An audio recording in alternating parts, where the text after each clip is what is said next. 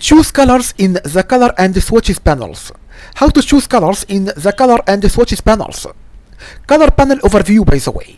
The color panel, you should choose windows, then color, and displays the color values for the current foreground and background colors using the sliders in the color panel, and you can edit the foreground and background colors using different color models, and you can also choose a foreground or background color from the spectrum of colors displayed in the color ramp at the bottom of the panel.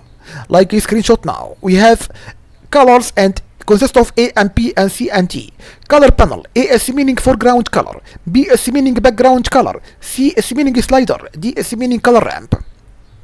The color panel, by the way, may display the following alerts when you select a color, and an exclamation point inside a triangle appears above the left side of the color ramp when you choose a color that cannot be printed using CMYK inks, and a square appears above the left side of the color ramp and when you choose a color that is not web safe.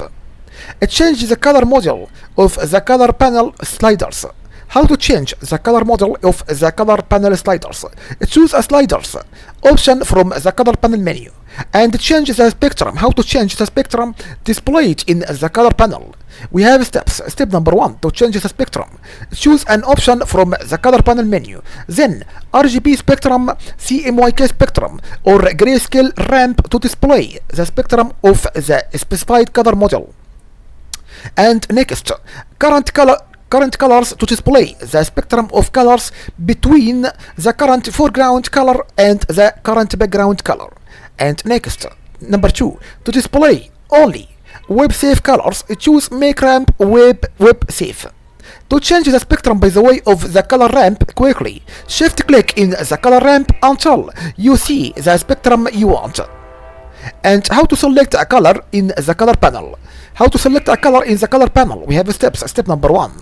In the color panel, click the foreground or background color box to make it active and outlined in black. And when the background color box is active in the color panel, the eyedropper, by the way, the eyedropper tool, it changes the background color by default. And step number 2, do one of the following. Drag the color sliders. By default, the slider to colors it change as you drag, and you can turn off this feature to improve performance by deselecting dynamic color and sliders. And in the general section of the preference dialog box, enter values next to the color sliders, and then click the color selection box and choose a color using the color picker, and then click OK. And position the pointer, by the way, over the color ramp. The pointer becomes the eyedropper, and click to sample a color and alt click to apply the sample to the non-active color selection box.